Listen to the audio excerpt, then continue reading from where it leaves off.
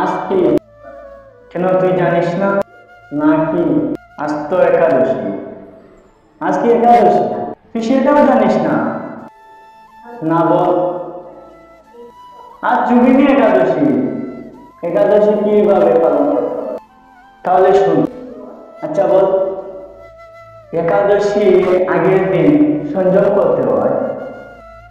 তারপর একাদশী আগের দিন রাত 12টার আগে খেতে হবে।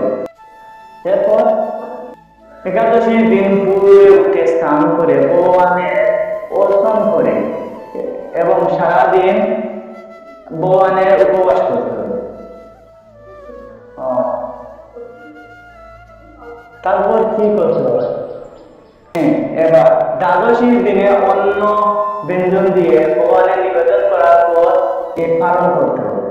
তাহলে বুঝলাম, এখন থেকে আমি একাদশী করব। বুঝলি? আমি করব, আপনারাও করবেন। হরে কৃষ্ণ। আপনারা শুনেন, সে এখন থেকে একাদশী করবে, আপনারা করবেন তো? হরে কৃষ্ণ।